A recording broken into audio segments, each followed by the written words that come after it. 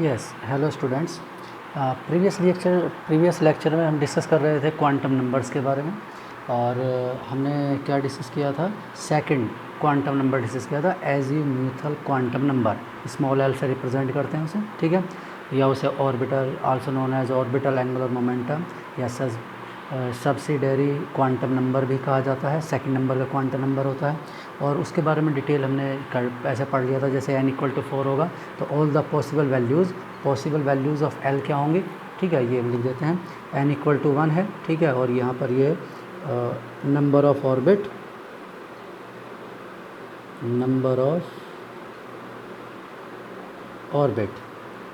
ठीक है, और ये पॉसिबल l वैल्यूज़, ठीक है, ये पॉसिबल l वैल्यूज़ थी हमने जैसे डिस्कस की। और ये टाइप ऑफ सब शेल, ठीक है, ये टाइप ऑफ सब शेल, और ये उनकी क्वांटिटी, ठीक है, number of sub shell in one orbit, ठीक है। तो एक ऑर्बिट में कितनी शेल होती है, तो जितना नंबर होता है उतनी। जैसे n=4 है तो इसमें पॉसिबल l की पॉसिबल वैल्यूज़ क्या होंगी, 0 to n-1। तो l 0 है, l0 means it represent the s sub shell, या vice versa s sub shell के लिए l की वैल्यू क्या होगी, 0 होगी, ठीक है। और l=1 represent the p sub shell, या vice versa p sub shell के लिए l की वैल्यू क्या होगी, 1 होगी, ठीक है। l=2 d sub shell and vice versa, l=3 f sub shell, vice versa, ठीक है। ये वर्ड होते हैं, ये s शार्प वर्ड से होता है, ठीक है, शार्प। p प्रिंसिपल होता है, d डिफ्यूज्ड होता है, f फंडामेंटल होता है। These terms are used in spectroscopy. तो शार्प, प्रिंसिपल, ठीक है, डिफ्यूज्ड और fundamental, these terms are used in spectroscopy. और वहीं से शार्प का s उठा लेते हैं, प्रिंसिपल का p, डिफ्यूज्ड का d और फंडामेंटल का f, ठीक है। और इसके बाद भी होता है GHIJK, ठीक है। जैसे हम नंबर 5 की बात करेंगे, अभी अगला एग्जांपल लिख लूँगा, मैं बता दूंगा अभी आपको। तो और इसका अगला पॉइंट क्या था, it is related with the orbital angular momentum of an electron in an atom, ठीक है।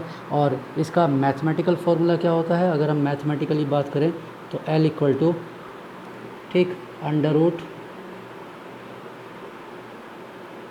× L+1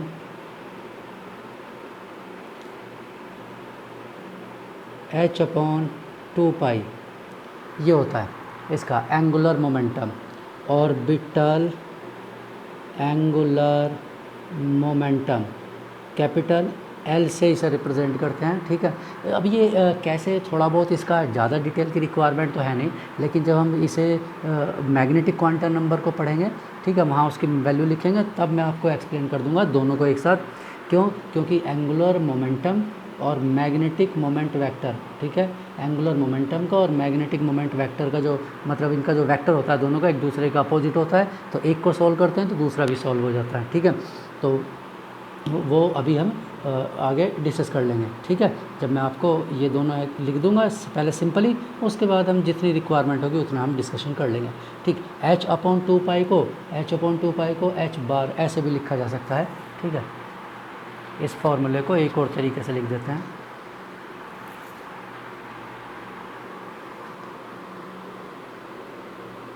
L = √L × L+1 h, इस तरह से भी लिखा जाता है, ठीक है। और वेयर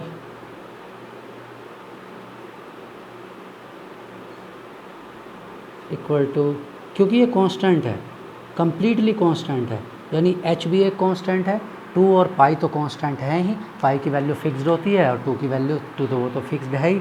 तो ये एक पूरा कांस्टेंट है, तो बार बार इसे कांस्टेंट को पूरा ना लिख करके इसके प्लेस पर क्या करते हैं, बुक्स में h बार इस तरह का सिंबल लिख देते हैं, ठीक है। तो ये भी इसमें, और l की वैल्यू तो आपको पता ही है किसी भी सब शेल के लिए क्या है क्या नहीं है, ठीक। अब ये हमने कहा था कि ये किससे रिलेटेड है, ये शेप और साइज़ से उन सब से रिलेटेड है। ठीक है, तो हम यहाँ पर क्या करते हैं, शेप को डिस्कस कर लेते हैं। ठीक, SPDF का क्या शेप है, ठीक है, किस तरह का उसमें पॉसिबिलिटी रहेगी, तो वो अभी हम मैग्नेटिक क्वांटम नंबर को डिस्कस करने के, वैसे मैं यहाँ पर लिख देता हूँ कि वो किस तरह का शेप होता है इसका। एस जो होता है, एस सब शेल या एस ऑर्बिटल होता है, ये होता है स्फेरिकल शेप। ठीक है,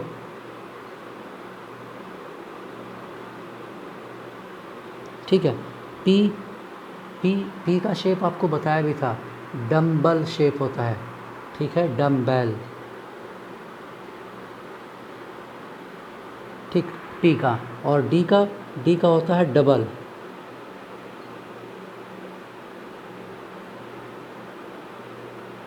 डम्बेल शेप। ठीक है, और एफ का होता है triple.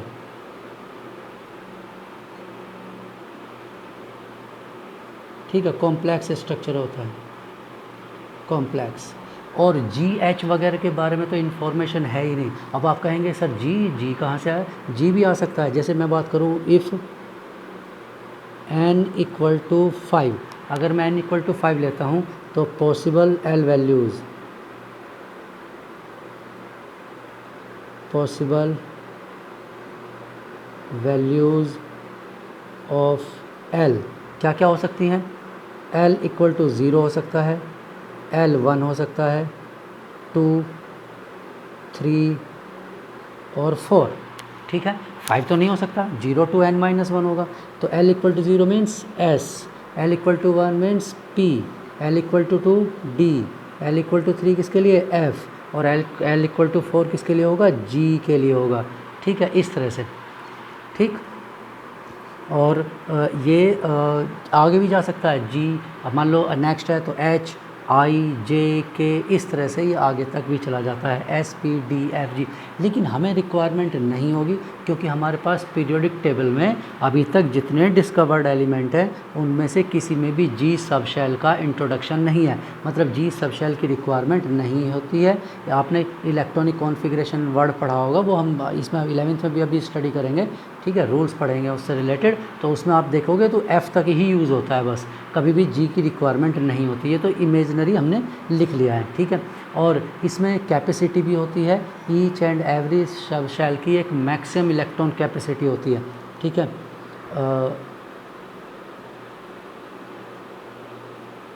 Maximum number of electrons, ठीक है, present in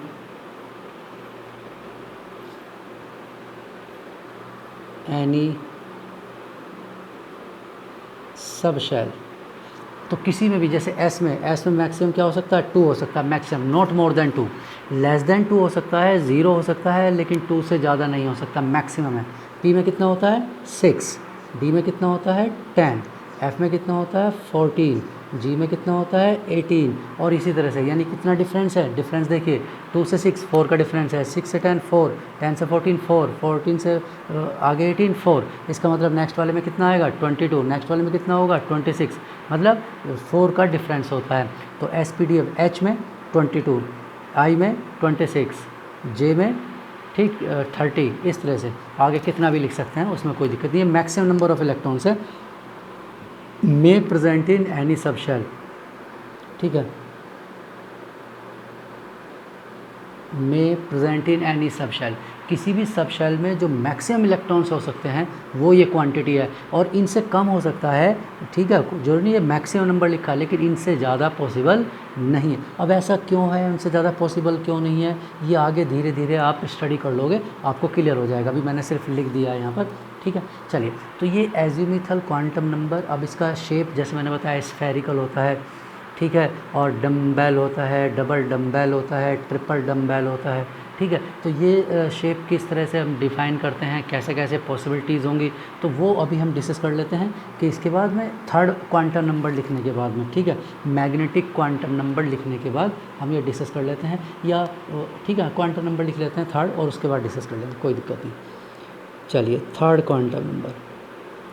third quantum number क्या है, third quantum number is magnetic quantum number.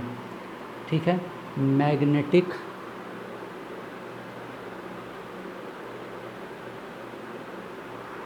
ठीक, मैग्नेटिक क्वांटम नंबर। तो ये थर्ड क्वांटम नंबर है, मैग्नेटिक क्वांटम नंबर, ठीक है। और इसे रिप्रेजेंट कैसे करते हैं, m, ठीक, और ml, ठीक है, इस तरह से लिखा जाता है। आइदर m लिखा जाएगा, स्मॉल m, ज़्यादातर बुक्स में तो सिंपली m ही लिख देते हैं, वैसे एक्चुअल में ml होता है। ml इसलिए लिखा because it depends on l, इसकी वैल्यू l से रिलेटेड होती है, इसलिए ml लिखा हुआ है, ठीक है। और इसे ये किसके लिए होता है, ये क्या बताता है, वही सारे पॉइंट्स हम उसके लिख लेते हैं। तो सबसे पहले तो क्या लिखेंगे, इसका कोई ऐसा कोई पर्टिकुलर अदर नेम नहीं होता है, जैसे उनका दूसरे सेकंड वाले का नेम था, ऐसा इसका कोई अलग से नेम नहीं होता है, ठीक। और ये ओरिजिनेट कहाँ से होता है, सेम वही, इट इज़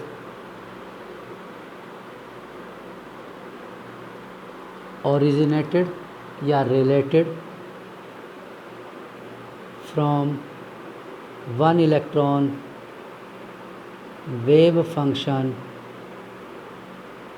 क्यों, मैंने बताया ना, ये सारे कहाँ से, क्वांटम मैकेनिकल मॉडल से ही ओरिजिनेट हो रहे हैं ये नंबर। और क्वांटम मैकेनिकल मॉडल क्या है, वन इलेक्ट्रॉन सिस्टम के लिए मैंने पहले लिखवा दिया था कि quantum mechanical model is only for hydrogen like species, यानी जिसके पास केवल एक इलेक्ट्रॉन होता है। और ये वेव का फंक्शन है, क्योंकि रेडियल वेव, एंगुलर वेव, इस तरह से वेव बनती हैं, ठीक है, उसका है, तो इसलिए इलेक्ट्रॉन वेव फंक्शन, ठीक। और बाकी वो जो मैंने वर्ड बताया था वो तो लिखा होगा या नहीं है, कोई दिक्कत नहीं है। ओबेइंग पॉली प्रिंसिपल, ठीक है, ये तो आपको बताया था, ये लिखा होगा या नहीं लिखा होगा। सेकंड, अब ये क्या बताता है, इट डिस्क्राइब, इट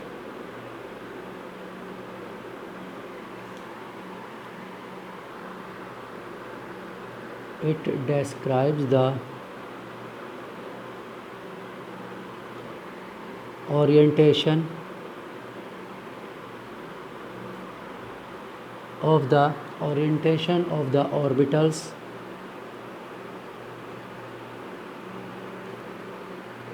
ठीक in 3D space,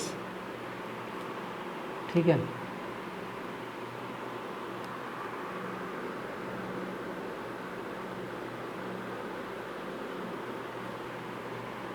particularly under the influence of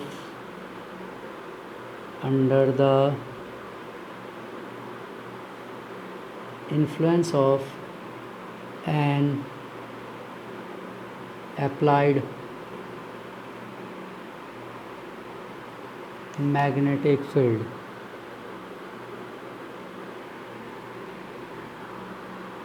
ठीक है, अप्लाइड मैग्नेटिक फील्ड के अंडर में, ठीक है, ये होता है, ठीक। तो ये ओरिएंटेशन को बताता है, मेन जो इसका काम ओरिएंटेशन है, ठीक है। वैसे ये किससे रिलेटेड है, ये मतलब ये टाइप ऑफ सब शेल में नंबर ऑफ ऑर्बिटल को बताता है, ठीक है। इट रिप्रेजेंट द टाइप या variety of the orbitals present in particular sub shell. It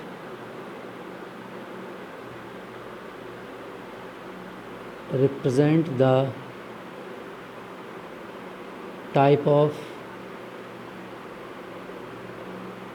orbitals,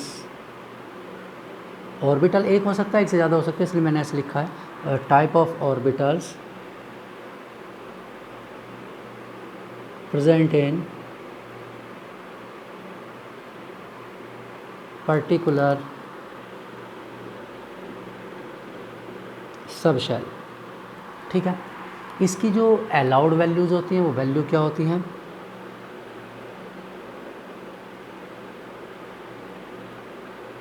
allowed values of ml -l including 0 2 +l, ठीक है। -l से कहाँ तक, 0 इंक्लूड होगा और +l तक चली जाती है इनकी वैल्यू, ml की वैल्यू, ठीक है। तो जैसे for example,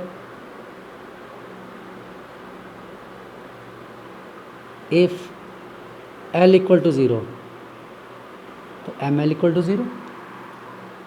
if L equal to 1 तो एम एल क्या होगा, -1 0 +1। ठीक है। एल इक्वल टू 2 तो एम एल क्या होगा, -2 -1 0 +1 +2। ठीक, इस तरह से मतलब -2 कहाँ तक, 0 इंक्लूडिंग 2 प्लस -2 प्लस, तो -2 से -1 0 और इंटीजर वैल्यू रहनी है, ये ऑलवेज इंटीजर वैल्यू रहता है। L equal to 3, M L equal to क्या होगा, -3 -2 -1 0 +1 +2 +3 लाइक दिस। ठीक है। अब L इक्वल टू 0 किस सब शेल के लिए बताया था अभी ऊपर आपको, S सब शेल के लिए। देखो L इक्वल टू 0 किसके लिए बताया था, S सब शेल के लिए। It means S sub shell का 3D में केवल एक ही अरेंजमेंट हो सकता है। 0 आंसर आ रहा है ना, 0 आंसर आने का मतलब है एक ही अरेंजमेंट होता है, एक ही टाइप का अरेंजमेंट।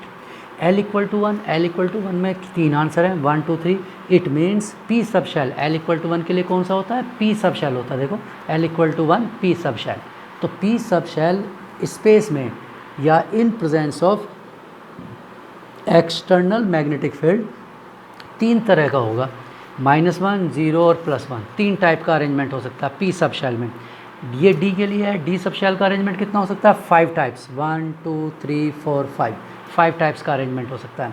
ठीक है। और इसमें D ये तो अगला वाला F सब शेल है, तो F में क्या हो सकता है, 7 टाइप का अरेंजमेंट हो सकता है, 1 2 3 4 5 6 7 टाइप का अरेंजमेंट हो सकता है। ठीक है, यानी वही लिखा है ना, it represent the type of orbital present in particular sub shell.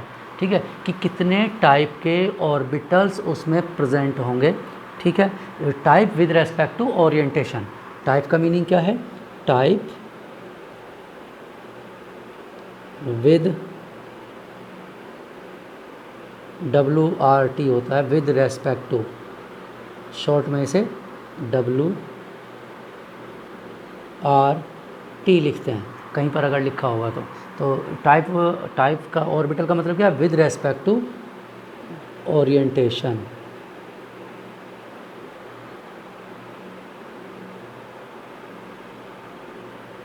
Orientation के रेस्पेक्ट में बात कर रहे हैं कि कितने टाइप का, जैसे यहाँ एक टाइप का ओरिएंटेशन होगा, there are 3 type of orientation, there are 5 type of orientation, there are 7 type of orientation, और अगले वाला करेंगे तो वो और भी ज़्यादा हो जाएगा, 9 टाइप का ओरिएंटेशन हो जाएगा, फिर उससे आगे करेंगे तो 11 टाइप का ओरिएंटेशन आएगा, इस तरह से होता है।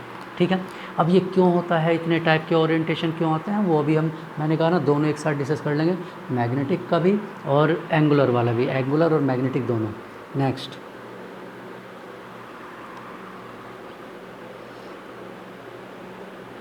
M इक्वल टू होता है 2L + 1, 2L + 1। ठीक, it represent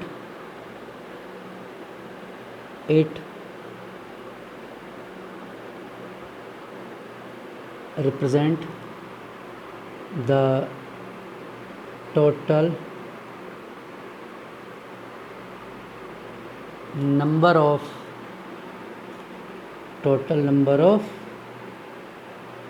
orbitals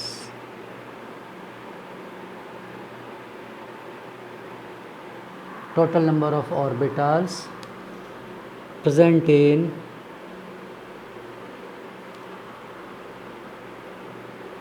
particular sub shell. ठीक है, तो ये किसी पर्टिकुलर सब शेल में कितने ऑर्बिटल प्रेजेंट होंगे उसे शो करता है। ठीक है, कौन सा फॉर्मूला, 2L + 1। जैसे हम एग्जांपल लिख लेते हैं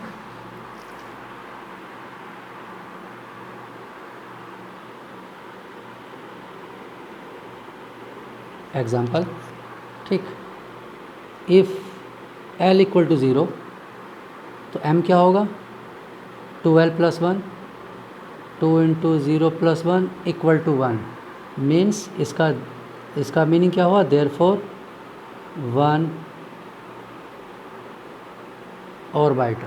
1 orbital only. L equal to 1 तो 2L + 1 क्या हो जाएगा, 2 × 1 + 1 यानी 3, देयरफॉर 3 ऑर्बिटल्स, 3 ऑर्बिटल होते हैं उसमें, ठीक है, 3 L equal to 1, L equal to 1 का मतलब ये कौन सी सब शेल है, ये S है, ठीक है, और ये कौन सी है, P सब शेल है। L इक्वल टू 2 में कौन सी सब शेल होती है, D सब शेल। तो D सब शेल में कितने ऑर्बिटल्स होंगे, सॉल्व कर लेते हैं, 2 × 2 + 1 यानी 5, देयरफॉर 5 ऑर्बिटल्स, ठीक है, यानी 2 ऑर्बिटल बढ़ते चले जाएंगे। L इक्वल टू 3 कौन सी सब शेल होती है, F, ठीक है, ये S के लिए है, ये वाला P के लिए है, ये D के लिए है, और ये किसके लिए है, F सब शेल के लिए, ठीक है ना, F सब शेल के लिए। तो F सब शेल के लिए क्या हो जाएगा, सीधा लिख देते हैं हम, 2 × 3 6 + 7, therefore 7 orbitals are present in F sub shell. तो F सब शेल में 7 ऑर्बिटल्स प्रेजेंट हैं, D सब शेल में कितना प्रेजेंट है, 5, P सब शेल में कितना प्रेजेंट है, 3, और S सब शेल में कितना प्रेजेंट है, 1। तो आप किसी भी सब शेल में उसके नंबर ऑफ ऑर्बिटल को सॉल्व कर सकते हैं, ठीक है, इस फॉर्मूले से 2l + 1 से, और उन्हें रिप्रेजेंट करना है अगर, और जैसे एक है S में तो 0 से रिप्रेजेंट करेंगे, P में 3 है तो उनका रिप्रेजेंटेशन एक का -1, एक का 0 और एक का क्या होगा, +1।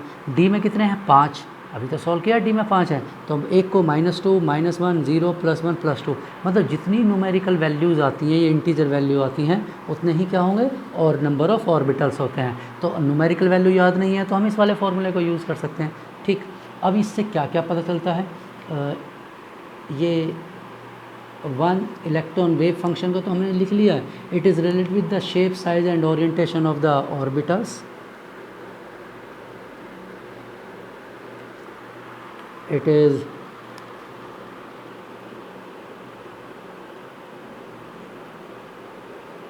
related with the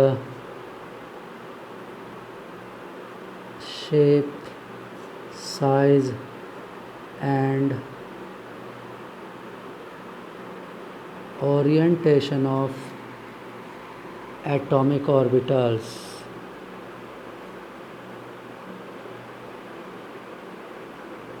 ठीक है।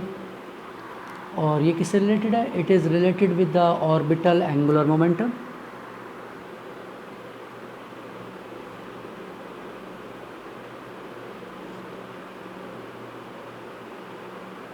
with the orbital angular momentum. अब ध्यान रखना, हमारे पास 2 मोमेंटम होते हैं, कौन से, angular, we have 2 angular momentums in atom. एक होता है एंगुलर मोमेंटम इन ऑर्बिट या ऑर्बिट एंगुलर मोमेंटम, और एक होता है ऑर्बिटल एंगुलर मोमेंटम, ठीक है, क्लियर, 2 होते हैं, ध्यान रखना। ऑर्बिट वाला mvr = nh/2π होता है, ऑर्बिट, ठीक है, ऑर्बिट एंगुलर मोमेंटम क्या होता है, mvr = nh/2π लिखवाया हुआ है बोर्स थ्योरी में, ठीक। और ऑर्बिटल एंगुलर मोमेंटम की बात करें तो वो अभी भी लिखवाया है √L × L + 1 × h/2π, ठीक है। और ml से l रिलेटेड है तो इसकी हेल्प से भी इट कैन एक्सप्लेन, रिलेटेड का मतलब है explain, it can explain the orbital angular momentum, ठीक, of orbital angular momentum of electron, ठीक है। तो आप इससे एक्सप्लेन करते हैं, with the help of magnetic quantum number we can explain the orbital angular momentum of electron, उसको explain कर सकते हैं, ठीक है, इसलिए ये लिखा हुआ है, क्लियर, ठीक। चलिए, तो ये क्वांटम नंबर के बारे में हमने पढ़ लिया। अब हम ज़रा बात करते हैं कि ये ऐसे वैल्यू क्या आती है, या ये मैग्नेटिक मोमेंट का जो वैल्यू है या किस तरह से ये अरेंजमेंट होता है, उसे ज़रा एक बार हम, पहले मैं थियोरेटिकली लिखवा देता हूँ थोड़ा सा लैंग्वेज, ठीक है, क्योंकि वो समझ में आ जाएगा, तो उसके बाद फिर हम बात करेंगे उनके शेप की, ठीक है। उसके बाद मैं डायग्राम बना, पहले थोड़ा सा लैंग्वेज लिख देता हूँ, उसके बाद मैं फिर आपको डायग्राम बनाकर बता दूंगा कैसे होता है, फिर तो मैथमेटिकली ही है। ठीक, चलिए, तो ये सेपरेट पार्ट है, मतलब दोनों के लिए कंबाइंड है। तो एक्सप्लेनेशन की बात कर रहे हैं हम इसमें, ठीक है। The total angular momentum of an atom is the vector sum, यानी ये वेक्टर क्वांटिटी होती है, vector sum of the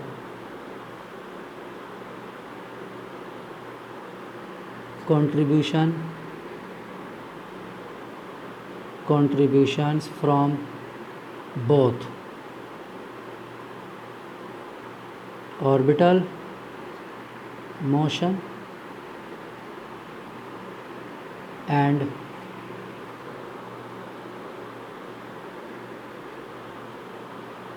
spinning motion of the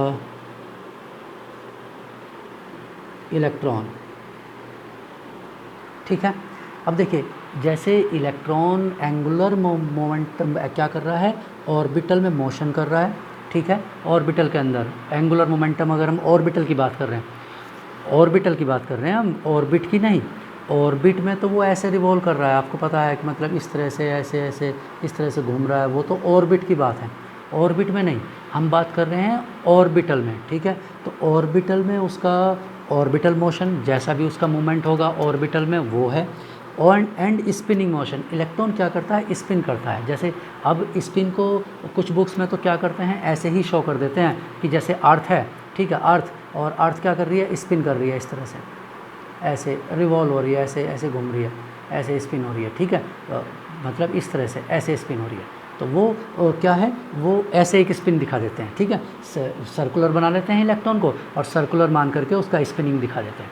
ठीक, चलिए, लेकिन जो एक्चुअल होता है इलेक्ट्रॉन का स्पिनिंग, वो इलेक्ट्रॉन का स्पिनिंग ऐसे होता है, जैसे ये है इलेक्ट्रॉन पहले स्टार्टिंग में ऐसा है मान लो, तो अब ये क्या करेगा, ऐसे रोटेट होता है, इस तरह से, ऐसे, मतलब आगे चलता रहेगा और ऐसे रोटेट होता रहेगा, ऐसे इस तरह से आगे चलता रहेगा और ऐसे रोटेट होता रहेगा। ये होता है स्पिन, ऐसे इस तरह से। ठीक है, यानी कि उसका मूवमेंट ऐसे होता है, इस तरह से आगे आगे मूव करता रहेगा और ऐसे रोटेट होता रहेगा, आगे मूव करता रहेगा, ऐसे रोटेट होता रहेगा, आगे मूव करता रहेगा, ऐसे रोटेट होता रहेगा, ऐसे। ठीक है, या ऐसे भी हो सकता है। ठीक है ना, वो उससे कोई दिक्कत नहीं है, क्लॉकवाइज मतलब वो घूम रहा है, तो मैं तो बता रहा हूँ कि ऐसे चलता रहेगा आगे और ऐसे रोटेट होता रहता है, ऐसे चलता रहता है, ऐसे रोटेट होता रहता है। ठीक है, अब अगर ये जैसे यहाँ से ऐसे स्टार्ट हुआ, ठीक है, इस तरह का, पैन का निब इधर है, मतलब इधर है इसका निब, और इसका मतलब ये हेड पॉइंट इधर है और ये टेल इधर है, ऐसे ऐसे हुआ मान लो। ठीक है, और जब उसका एंड हुआ, घूमकर पूरा चक्कर लगाने के बाद, मतलब सारा कंप्लीशन होने के बाद वो वापस ऐसा ही है, तो ये होता है सेम, यानी प्लस में लिखते हैं इसे, क्या लिखते हैं इसे, प्लस में।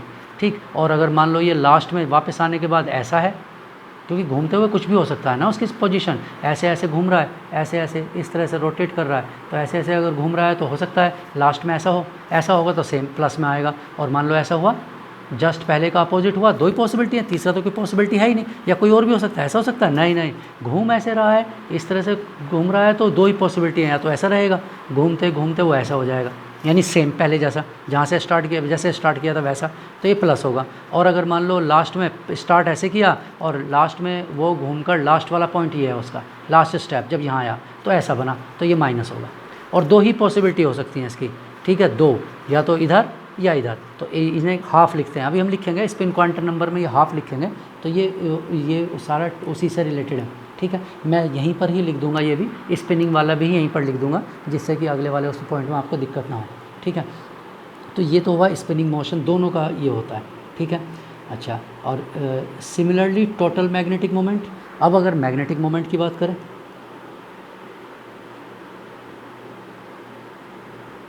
Similarly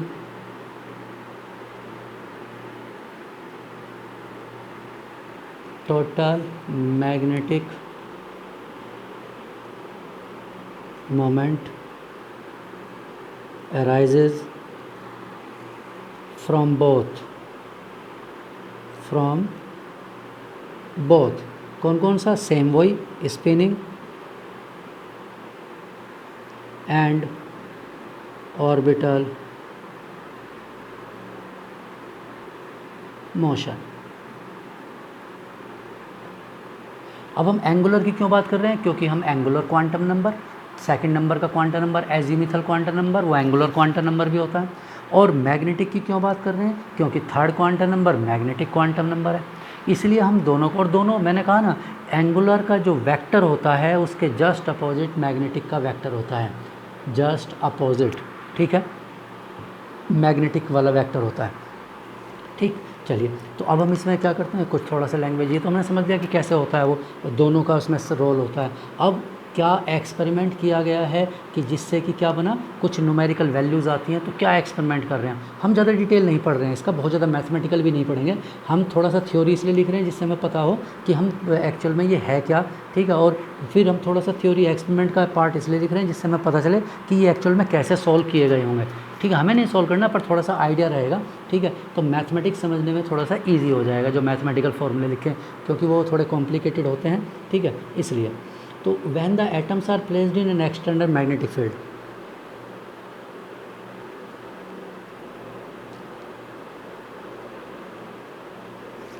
when the atoms are placed in an external magnetic field,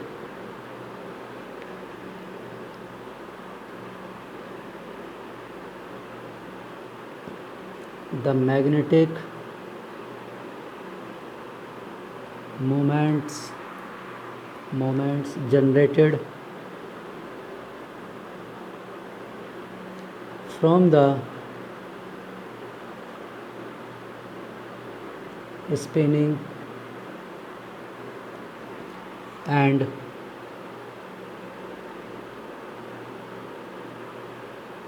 orbital motion of the electron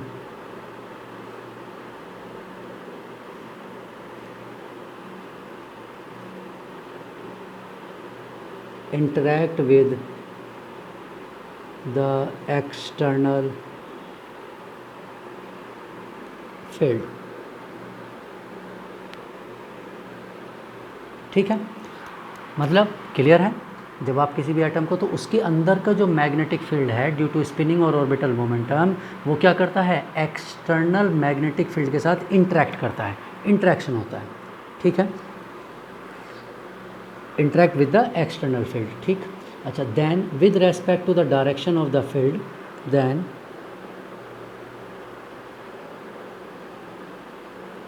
with respect to the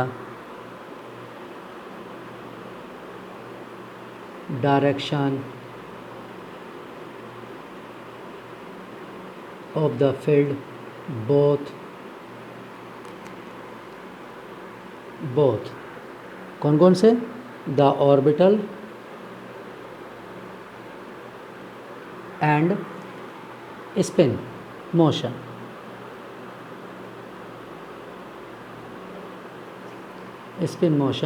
orient themselves